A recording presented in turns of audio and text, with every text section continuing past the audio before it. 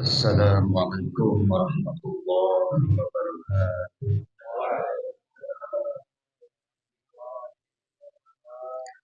A'udzu billahi minasyaitonir rajim. Bismillahirrahmanirrahim. Ala hadhihi niyyatun niyatin shalihah.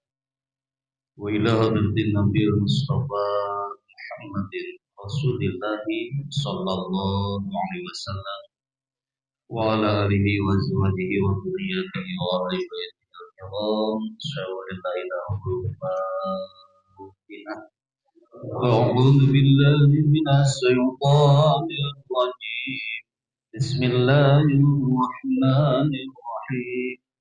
الحمد لله رب العالمين الرحمن الرحيم مالك يوم الدين إياك نعبد وإياك نستعين اهدنا الصراط المستقيم صراط الذين أنعمت عليهم غير المغضوب عليهم ولا الضالين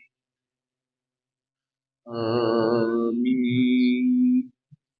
وثم إلى حضرة جميع خالفين الأنبياء والمرسلين والصحابة والتابعين وعلماء العاملين والأولياء والشهداء والصالحين والمصنفين المخلصين المجاهدين في سبيل الله رب العالمين والملائكة المقربين خصوصا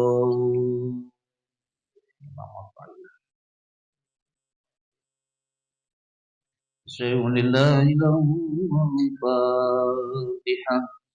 أعوذ بالله من الشيطان الرجيم. بسم الله الرحمن الرحيم. الحمد لله رب العالمين الرحمن الرحيم مالك يوم الدين إياك نعبد وإياك نستعين اهدنا الصراط المستقيم صراط الذين أنعمت عليهم غير المغضوب عليهم ولا الضالين. Amin.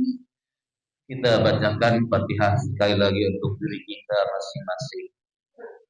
Kita mohon kepada Allah Subhanahu wa taala dengan wasilahnya pembacaan suratul Fatihah ini, kita minta dipanjangkan umur kita, dipanjangkan usia dalam keadaan sehat lahir dan batin. Kita memohon kepada Allah Subhanahu wa taala, ya Allah, berikanlah kepada kami kemampuan untuk melaksanakan perintah baik yang mahdoh, yang sunnah maupun yang wajib. Juga kita pun mohon kepada Allah, ya Allah, dalam kehidupan ini banyak permasalahan yang kami hadapi yang belum terselesaikan. Untuk itu kami mohon, ya Allah, berikanlah solusi yang terbaik bagi kami yang tetap ada dalam naungan ridho-Mu, ya Allah. Kemudian, ya Allah, di dalam perjalanan hidup ini banyak sekali dosa, noda, kesalahan yang kami perbuat, baik yang sengaja maupun yang kecil maupun yang besar.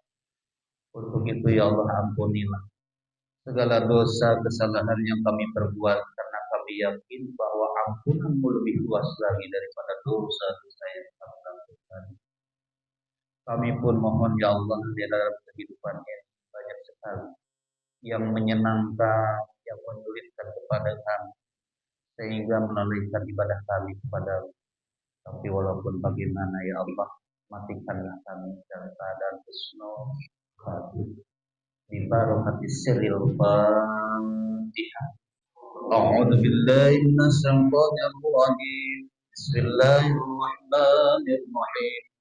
Alhamdulillahi rabbil alamin arrahmanir rahim maliki yaumiddin iyyaka na'budu wa iyyaka nasta'in ihdinas siratal mustaqim صراط الذين أنعمت عليهم غير المغضوب عليهم ولا الضالين. آمين.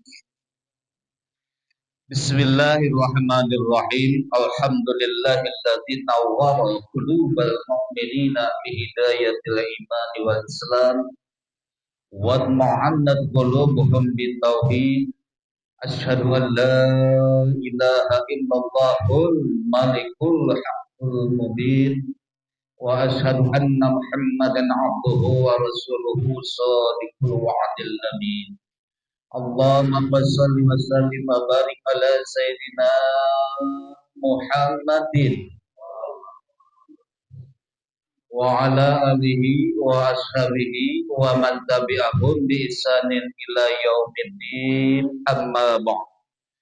A'udzu billahi minasy syaithanir rajim. Bismillahirrahmanirrahim. Qul bi fadlillahi wa bi rahmatihi wa bidzalika falyafrahu huwa khairum mimma yajma'un. Shadaqallahul azim wa sadaqa rasuluhul karim wa nahnu ala dzalika minasyahidin wasyakirin walhamdulillahi rabbil alamin. Akhinal kiram, para alim ulama, para ustaz, kiai, akhinal kiram, para tokoh masyarakat yang dimuliakan oleh kami dan dirahmati oleh Allah Subhanahu wa taala. Yang terutama yang saya hormati Ketua DKM Masjid Al-Mujahidin, yaitu Bapak Edi Mulyadi SPDI beserta pengurusnya dan jamaahnya. Yang saya hormati pula Ketua Sila Jambu Bapak Haji Sirli, pengurus dan jamaahnya, yang mudah-mudahan kita semua ada dalam naungan ridho Allah Subhanahu wa taala. Puji syukur kita panjatkan kehadirat Allah di mana kita masih dikucuri karunia oleh Allah Subhanahu wa taala yang begitu banyak. Terutama karunia nikmatnya iman Islam, juga sehat walafiat. Yang mudah-mudahan nikmat-nikmat yang Allah karuniakan kepada kita dijadikan sarana, dijadikan alat dalam rangka meningkatkan kualitas ibadah kita kepada Allah Subhanahu wa taala, juga kualitas silaturahim di antara sesama manusia, khususnya umumnya dengan makhluk Allah yang lainnya. Salawat serta salam pun kita curahkan kepada junjungan kita Nabi Muhammad sallallahu alaihi wasallam. Bapak-bapak yang sama-sama dirahmati dan dimuliakan Allah Subhanahu wa taala. Ini saya mau minta panjangin apa pendekin?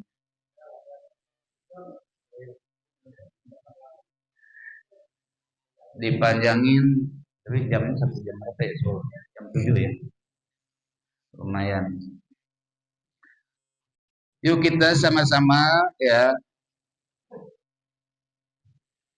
mengkaji apa yang dikatakan Imam Athaillah di dalam kitab Hikam.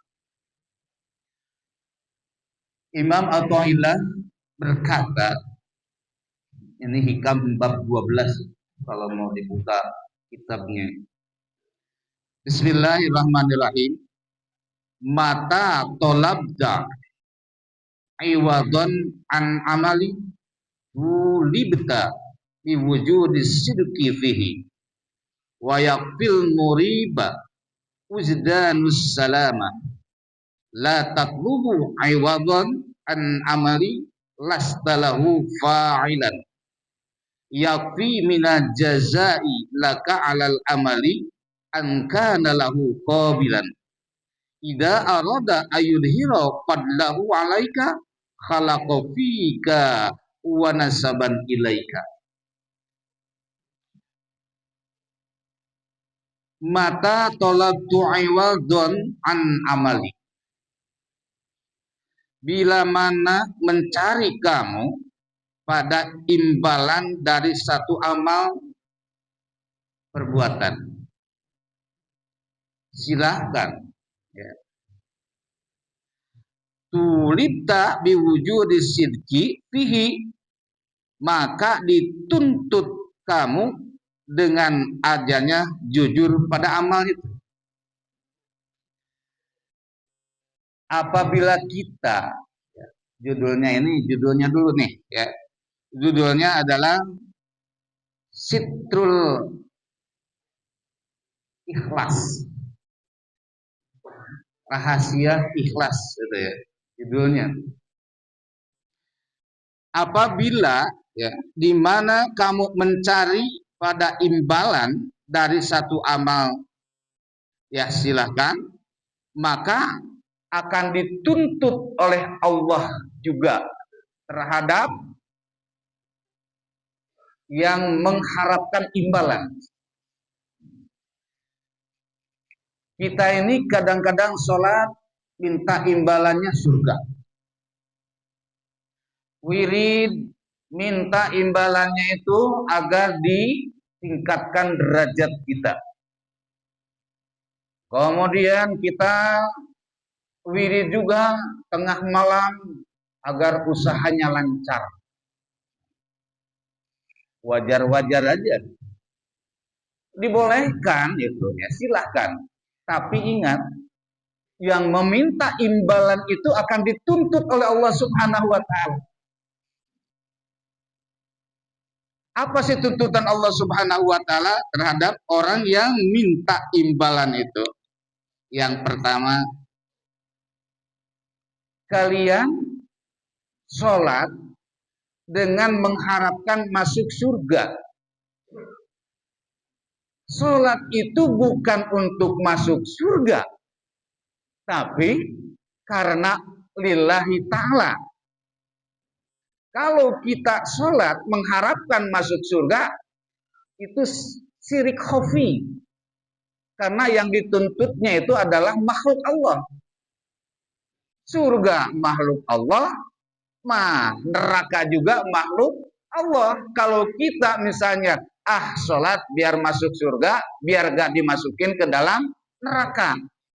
Berarti kita ini ditujukan kepada makhluk Allah.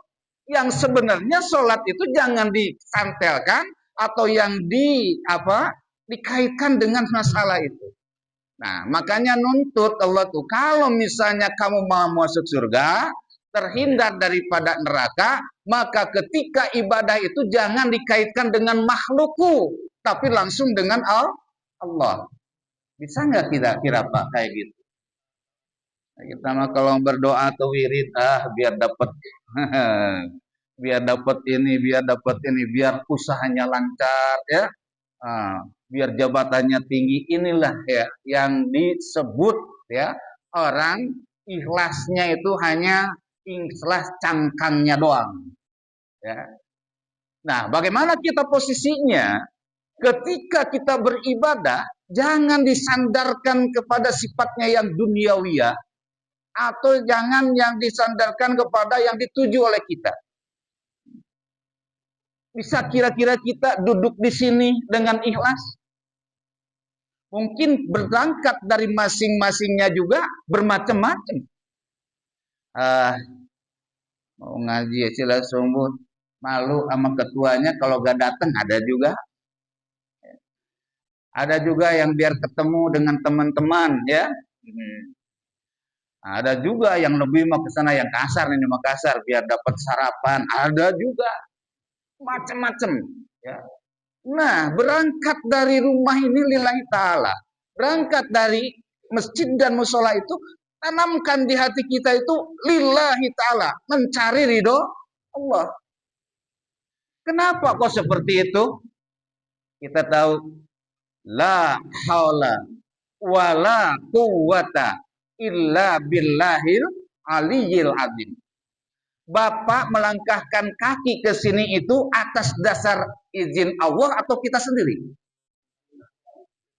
Bapak duduk di sini itu karena Allah atau karena kita sendiri? Kita sholat karena Allah atau kita sendiri? Kita mempunyai ilmu sholat karena Allah apa kita sendiri? Allah semuanya. Berarti yang gawe di sini Allah, bukan kita. Nah, kalau kita sholat minta imbalan, pantas enggak? Orang yang ngegerakin juga Allah. Kita mah tidak ada daya. Makanya ini untuk hilangkan keaku-akuan supaya ikhlas tertanam dalam diri kita.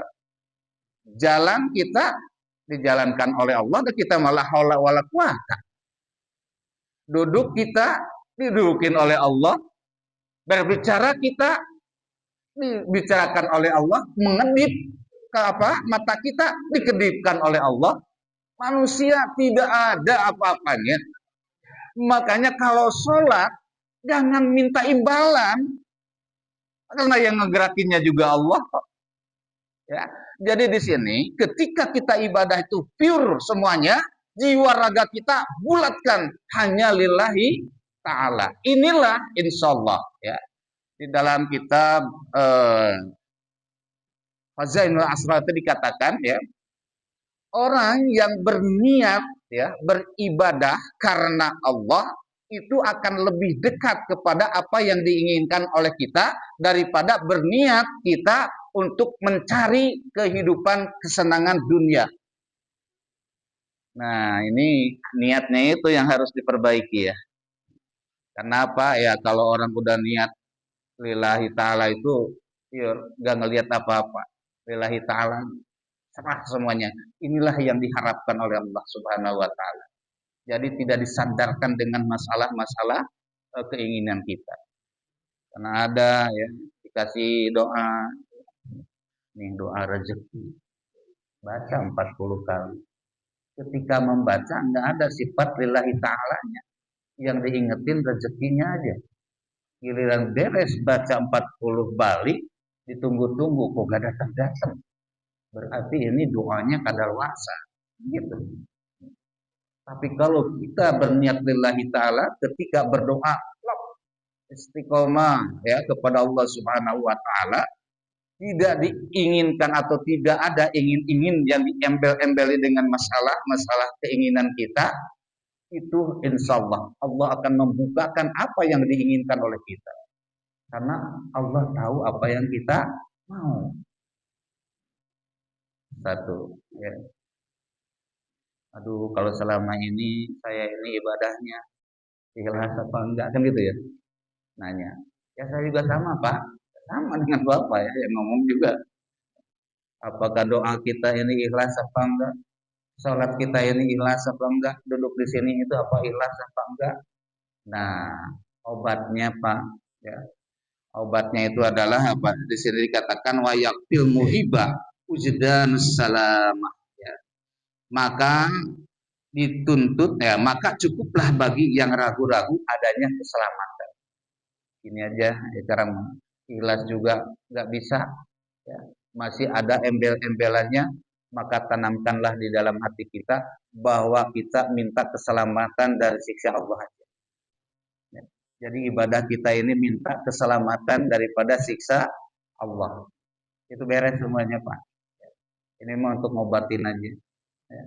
Seperti apa di dalam sholat ya, di dalam kitab yang lainnya atau di dalam bab yang lainnya itu disebutkan ini. Apabila kita sholat tidak ada magfirah atau tidak ada namanya itu fadl ya Allah, maka sholat kita itu tidak akan diterima Pak. Banyak kekurangannya, banyak tidak sesuai dengan ajaran-ajaran Rasulullah Sallallahu Alaihi Wasallam. Kita ini sholat apa diterima apa enggak ya? Karena dilihat daripada prakteknya juga kadang-kadang lain dengan tidak sesuai dengan apa yang diajarkan oleh Rasulullah Sallallahu Alaihi Wasallam. Di sini Athaillah juga bersabda ya. Dikatakan kalau kita sholat untuk diri kita ya pasti sholat itu tidak akan diterima oleh Allah Subhanahu wa taala kalau tidak ada fadlnya Allah. Jadi sholat kita itu sholat mau diterima mau enggak, cuma kita tanamkan di dalam kita bahwa sholat ini bisa diterimanya itu karena fadlnya Allah. Kalau kita mengatakan sholat kita jadi, sholat kita diterima, sholat kita sah, gak bakalan nyampe. Alhamdulillahnya itu Allah mempunyai sifat Rahman Rahim. Kepada makhluknya itu betul-betul ya. Dan Allah itu tidak menuntut makhluknya untuk beribadah sesempurnaan mungkin. Allah itu akan menilai ya kepada seseorang sesuai dengan kemampuan. La yukallifullahu nafsan illa usaha. Allah menargetkan sampai Z, sedangkan kemampuan kita setelahnya berusaha hanya sampai E. Itulah yang diperhitungkan oleh Allah. Karena apa? Karena di sini ada fadl Allah. Ada karunia Allah di sini. Kalau nggak ada karunia Allah, maka sholat kita itu gak bakal diterima. Apalagi ketika sholat nih, Allahu Akbar, herannya heran. Jangan Bapak aja, saya juga gitu Pak. Yang tadinya tidak ingat apa-apa, ketika sholat mah ingat apa-apa. Ketika manusia sudah diciptakan dengan sesempurnaan, kemudian Allah meniupkan ya ruh kepada manusia, ada dua. Makanya ada jasmani, ada ruh. Kenapa sholat kita tidak sempurna? Bahkan baru sholat syar'i, syariat. Yang namanya syariat itu bisa dilihat, bisa didengar. Allahu Akbar kabiro. Tapi teng di sini. Cangkul kemana kemarin? Oh iya, dipinjam tetangga, tapi udah dipulangin. Dicari-cari cangkul kok gak ada. Oh iya, tetangga sebelah. Udah. Giliran assalamualaikum, bukan as-sholah lidikri, sholat mengingatku kata Allah. Tapi yang hasil daripada sholat itu apa? Ketemu cangkul. Iya, cangkul. Coba Pak. Yang tidak terpikirkan sebelum kita ibadah, sholat. Ketika sholat mendatang. Disinilah. Ya. Makanya ada yang namanya sholat hakikat. Kalau di dalam hikam itu, orang yang sholat hakikat akan mendapatkan natijah 6. Ya, 6 natijah.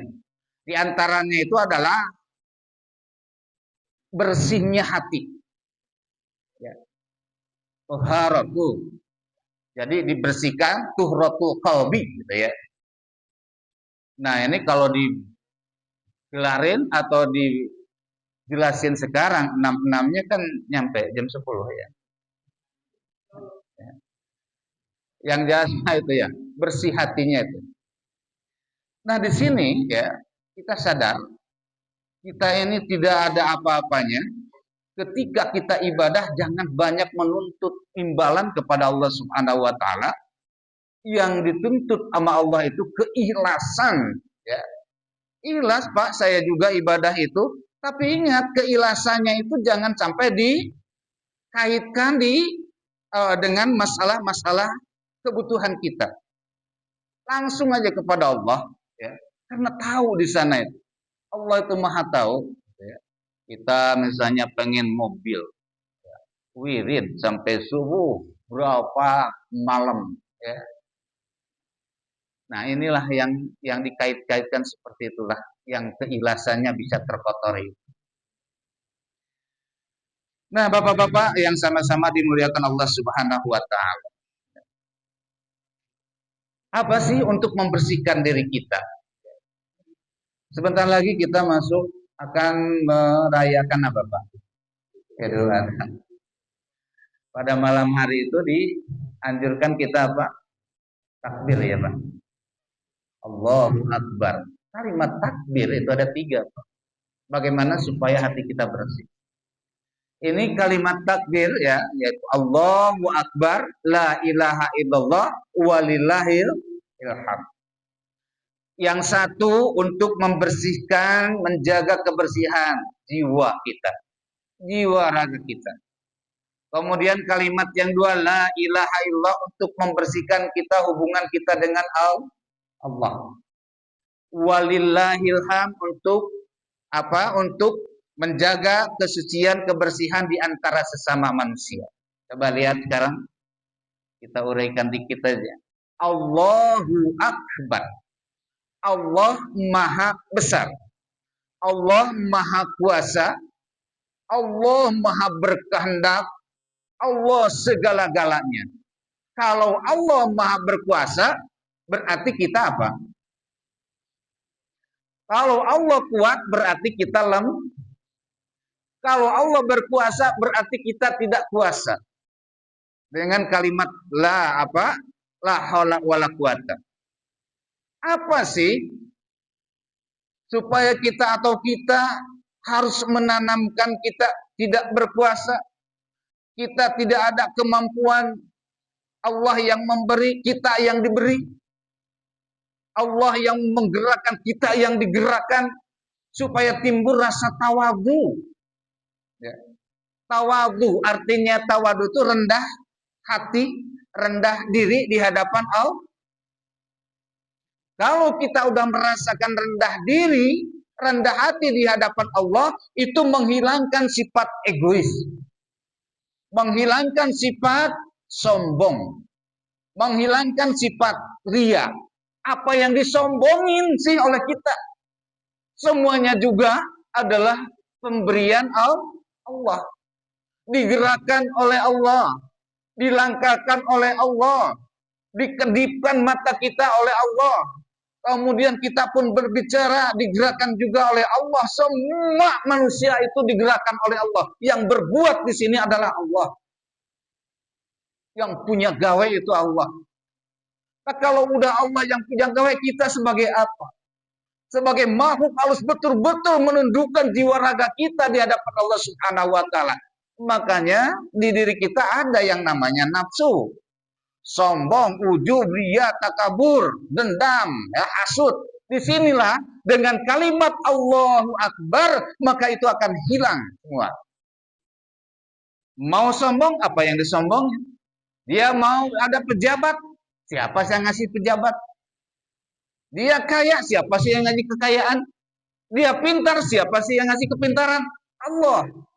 Makanya di sini kita untuk membenahi, membersihkan jiwa raga kita supaya tidak terkontaminasi dengan hal-hal sifat penyakit hati.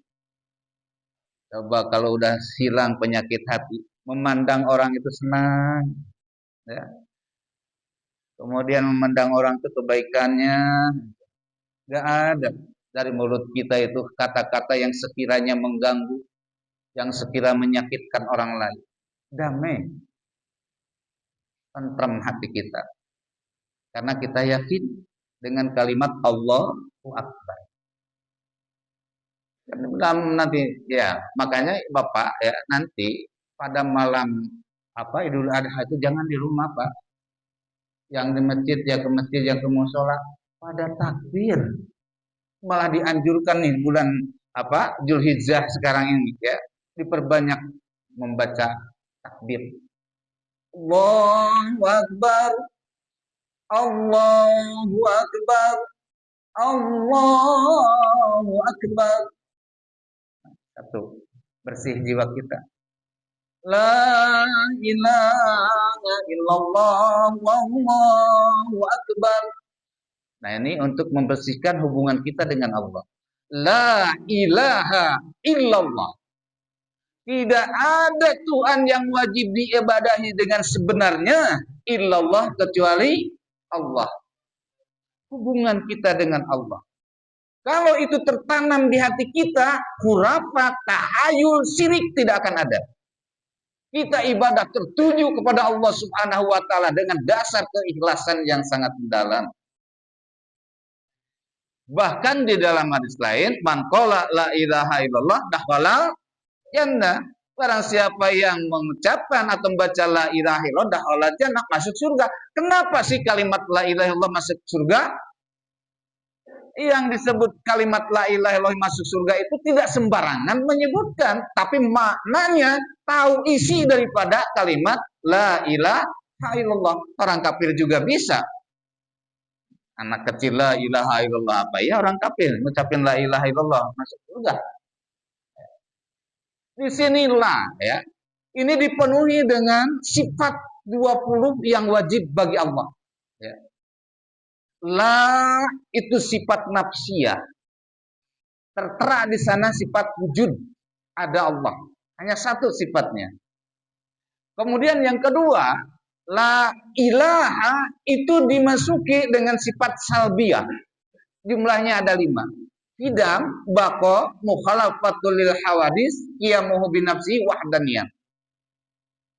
La ilaha illa di sini dimasuki sifat mani, jumlahnya 7. Qadrat, iradat, ilmu, hayat, sama, basor, kalam.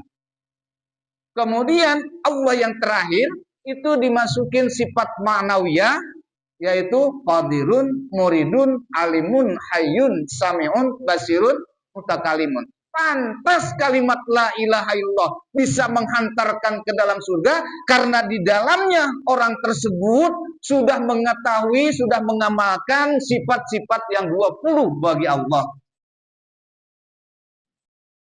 La ilaha illallah, la ilaha illallah. Makanya ketika mengucapkan kalimat la ilaha illallah itu jangan hanya cangkangnya doang, tapi dibarengi dengan makna daripada kalimat la ilaha illallah. Nah, hubungan kita dengan Allah, la ma'budah illallah, la matluba illallah, la maksuda illallah, semua juga tertuju kepada Allah. Tertanamlah itu, tidak akan ada kita beribadah kepada yang lain, memohon kepada yang lain, sikayah kepada yang lain, tapi tertuju kepada Allah. Bisa kira-kira Pak seperti itu ya? Ya, ibadah itu jadi tidak dibarengi atau tidak terkontaminasi dengan hal-hal yang lain. Ilahi ta'ala. Mancap gitu ya. Tapi susah juga Pak. Namanya kita itu punya nafsu. Susah. Saya juga ngomong aja pinter itu. Giliran ibadah mah sama ya kayak Bapak. Apalagi kalau lupa nyimpen duit. Ketemu lagi sholatnya. Udah gitu, assalamualaikum, assalamualaikum, buru-buru tuh duit dicarinya itu. Gak wiridan dulu. Tuh Pak ya. Ya Allah. Inilah ya. Jadi kita ini sholatnya juga baru syarat syariat. Kalau syarat syariat itu bisa dilihat, bisa didengar Pak. Adanya di rukun Islam. Baca syahadat kedengeran, sholat bisa kelihatan, zakat bisa kelihatan, haji bisa kelihatan. Cuman kita itu hatinya itu, ya hatinya hakikatnya itu. Sholat hakikat itu pakai hati sholatnya. Jadi bukan hanya gerakan-gerakannya aja, bukan bacaan-bacaannya aja. Sekarang kita mau gerakan hatinya mah kemana-mana. Kayaknya ada yang namanya syariat, kemudian tarekat. Tarekat dikerjakan dengan hati, ya. Kemudian hakikat itu dikerjakan dengan jiwa, ya, ruh. Kemudian ma'rifat itu antara yang beribadah dengan yang diibadahi sudah tidak ada aling lagi. Kita susah seperti itu. Sholat celungak celinguk, ya, nggak celungak celinguk, mukanya hatinya ngawur kemana-mana. Ini Pak ya. Ada kira-kira Pak yang udah bisa konsentrasi khusyuk dari awal sholat sampai akhir? Tapi Imam Ghazali pinter Pak. Ngasih yang penting di tingkat tempat aja. Pertama, ketika takbiratul ihram harus benar-benar ingat sama Allah. Yang kedua, ketika baca Fatihah, ketika membaca iya karena budu wa iya karena sa'id harus benar-benar kepada Allah. Karena kalau tidak kepada Allah, akhirnya itu terusnya. Kemudian apa? Yang ketiga, ketika tahiyat, assalamualaikum ayuhan nabiyyu wa rahmatullahi wa barakatuh. Yang 3 aja dah. Ini kalau gak bisa sanggup dari awal sampai akhir khusyuk mah gitu. Ini memang benar ya kayak gitu ya Pak. Ya emang ya untuk mengkonsentrasikan gitu ketika kita sholat. Kalau kita lagi sholat juga jangankan kapal ya. Orang di sini juga ada apa? Nyamuk. Gigit nyamuk juga masih berasa. Tapi kalau udah apa tenggelam gitu, tenggelam di dalam kalimat la ilaha illallah gitu ya, di dalam kalimat tauhid itu tidak akan berasa apa-apa. Konsen akan bisa nggak seperti itu? Ini Pak ya, ketika Bapak dirundung kepedihan, konsentrasinya luar biasa. Mikirin terus sampai ada orang yang nanya juga nggak kedengeran. Nah, ketika kita beribadah itu harus seperti itu. Yang disebut ihsan itu anta budaka annaka tara fa lam takun tara fa innahu yara. Kita seakan melihat Allah, Allah melihat kita. Kalau kita tidak bisa melihat Allah, bayangkan aja, simpan di hati kita bahwa Allah selalu melihat kita. Nah, kalau udah itu apa berhubungan seperti itu akan betul-betul hati kita. Kita juga kadang-kadang karena di sholat itu kalau bisa mah dari awal sampai akhir. Ketika ibadah apapun juga dari awal sampai akhir kita keterkaitan dengan Allah mestinya. Kita kan nggak seperti itu. Konsentrasi kita lemah, khusyuk kita lemah. Nah di sini ya, la ilaha illallah. Jadi kalimat la ilaha illallah ya kita benar-benar ngucapinnya aja. Nah di sini yang namanya apa? Ada yang namanya ada syariat, kemudian tarekat, tarekat jalan metode. Cara berhubungan dengan Allah itu karena macam-macam. Nah, ada dengan ucapannya, kemudian dengan gerakannya. Gerakan-gerakannya juga ada, termasuk tarekat-tarekat yang lain. Ya. Ada yang la ilaha illallah. Ya. Ada juga la ilaha illallah. Tergantung masing-masing tarekat. Ada juga yang sampai joget-joget. Memang dia pengen melihat Allah. Ya, kalau ngelihat di YouTube sih. La ilaha illallah sampai goyang-goyang gitu itu.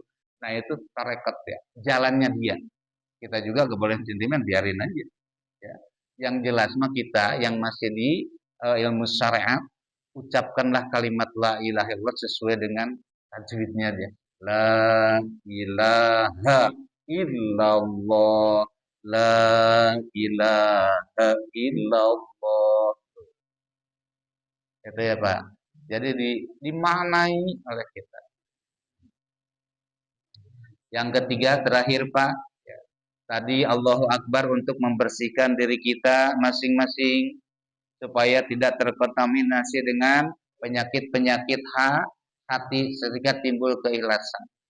Kemudian yang kedua, la ilaha illallah adalah untuk menjaga kesucian hubungan kita dengan Allah. Kalau kalimat la ilaha illallah tertanam, kita tidak akan meminta kepada selain Allah, tidak akan beribadah kepada selain Allah, tidak akan curhat kepada selain Allah. Tetap semuanya kepada Allah hubungan. Yang ketiga, walillahil hamd. Segala puji bagi Allah. Dihabisin semuanya puji bagi Allah. Qadimun li qadimin, qadimun li hadisin, hadisun li qadimin, hadisun li hadisin. Puji lama kepada yang lama, puji lama kepada yang baru, puji baru kepada yang lama, puji baru kepada yang baru. Allah memuji dirinya wajar. Wa huwal aliyul azim, dan dia yang maha agung. Padahal yang berfirman siapa? Kan Allah memuji dirinya. Kita memuji diri. Dari mana kita memuji diri ya? Makanya kalau dipuji itu jangan langsung iya, langsung hidungnya mekar. Oh, siapa dulu dong saya? Jangan. Tapi ketika dipuji alhamdulillah, kembalikan kepada Kemudian Allah memuji makhluknya, ya, seperti Allah memberikan titel kepada Nabi Adam, gitu. Sofiyullah. Kemudian kita memuji Allah kalimat alhamdulillah. Ketika kita dipuji oleh kita, ya, kalau kita makhluk memuji makhluk nih, ya, seperti Nabi Muhammad memuji kepada Abu Bakar, memberikan titel as-siddiq, gitu. Boleh, cuma yang dipuji jangan lantas adigung, ya. Justru kalau kita dipuji itu kita merasakan malu, ya, dan kita merasakan itu puji punya Allah bukan punya kita. Nah, kalau udah saling menghargai dalam hal itu, maka akan timbullah saling tolong menolong di antara kita karena kita sama di hadapan Allah itu makhluk-makhluk yang tidak berdaya. Saling menghargai, saling menghormati, saling membantu, saling meringankan beban. Itu walillahil hamd. Ya, jadi enggak ada sombongnya, enggak ada takaburnya. Ketika banyak harta benda juga yang diberikan Allah, kamu banyak benar sih mobilnya, alhamdulillah. Nah, itu kan dikembalikan lagi kepada Allah. Nah, kalau orang yang mengembalikan kepada Allah berarti sadar bahwa dia itu hanya titipan dari Allah, suatu saat akan diambil oleh Allah Subhanahu wa taala. Makanya apa sih yang dibilang yang dipakai sombong oleh kita? Pintar, tetap aja dari Allah. Kekayaan dari Allah. Kemampuan, tenaga kuat dari Allah juga. Semua itu yang gawe mah Allah, ya. Makanya kalau kita memohon, ya, kita ini berdoa harus ikhlas lillahi, jangan dikait-kaitkan dengan maksud kita, ya. Nah, kalau kita berdoa itu berdoa lillahi ta'ala. Ini ayat Quran. Ayat Quran ini apa? Misalnya liyunfik bisa'atin min sa'ati wa man qadara 'alaihi rizquhu falyunfik mimma ataahu Allah yakallahu nafsan illa ma ataha sayaj'alullahu ba'da usri yusra. Ini buat rezeki. Nah, ketika baca itu jangan ingat rezekinya. Ketika baca Al-Quran itu jangan ingat kepada apa yang dimaksud oleh kita. Tapi ketika kita baca itu langsung mintanya kepada Allah. Kita kan suka gitu ya. Apalagi kalau mau hajatan, butuh duit. Ada ke Ustadz dikasih nih buat apa? Habis sholat duha baca 41 kali. Gitu ya. Kemudian diakhiri doa kunut. 40 hari udah datang-datang.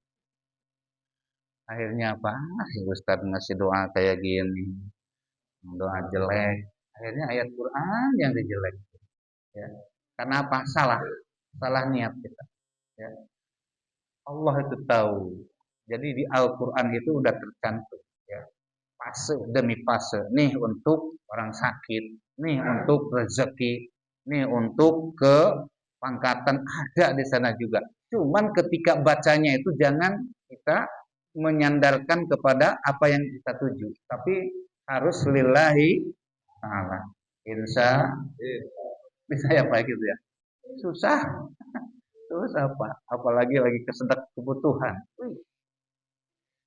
Nah, tapi mudah-mudahan, ya. Kalau kita masih punya, apakah ibadah kita diterima Allah? Apakah ibadah kita itu sesuai dengan apa yang dianjurkan agama? Apakah ibadah kita ini ragu-ragu, kita tanamkanlah aja. Ya Allah, ya, dalam ibadah ini kami minta diampuni dosa-dosa kami. Itu aja. Ya. Obatnya itu. Jadi tidak disandarkan dengan apa-apa karena keikhlasannya masih kurang, ya, nggak bisa ikhlas yang sebenar-benarnya. Nah, udah niatkan aja, ya Allah, ya, dengan ibadah ini kami mohon, ya, mohon jauhkan dari siksa-Mu. Berarti kan di sana mah nggak minta apa-apa, mintanya juga langsung kepada Allah. Nah, ini barangkali Bapak, ya. Yang pertama, ya, ketika kita mencari, ya, atau beramal, jangan sekali-kali kita mengiktikadkan apa yang diinginkan oleh kita. Kalau diikatkan itu yang diinginkan oleh kita, maka Allah juga akan menuntut. Boleh kamu ya minta mobil ya, tapi apa? Ikhlaskan dulu permintaannya. Maksudnya tidak dikaitkan dengan apa yang kita inginkan, ikhlaskan kepada Allah. Dan orang yang berdoa, orang yang ibadah ikhlas lillahi ta'ala itu lebih cepat ya akan terkabulnya daripada kita ibadah ada sesuatu yang diinginkan oleh kita. Karena Allah Maha tahu kan? Apalagi di Al-Qur'an, Pak. Di Al-Qur'an maka Pak. Nih dari alif lam mim ya sampai apa? Udalil mutakin ini untuk ini. Kemudian apa? Alladzina yu'minuna bil untuk ini. Itu udah di apa? Udah di fase-fase di sana itu. Jadi kalau baca tuh tinggal baca aja karena yang tahu tujuannya itu adalah Allah. Terkadang kita mendahului Pak. Ini ya. Kalau mendahului nah ntar saya baca ini dapat segini ya. Nah ini yang tidak boleh. Berarti kita ujub ya. Ujub iya. Bapak saya kadang-kadang punya juga sifat ujub. Giliran khutbah itu di karet bensin bawa motornya juga sedikit lagi satu ininya apa bensinnya itu gak bawa duit lagi karena yakin nanti habis khutbah dapat amplop pas udah khutbah lupa itu si bendaharanya kita gak bawa duit si ininya motor udah habis kan susah ya kenapa itu lah saya punya perasaan nanti juga dapat amplop ini udah mendahului akhirnya apa ya sakit sendirilah makanya kalau sesuatu didahului oleh kita ketika tidak ada sakit hati tapi kalau misalnya sesuatu lillahi ta'ala Bapak memberikan sesuatu kepada orang dengan harapan orang baik kepada kita.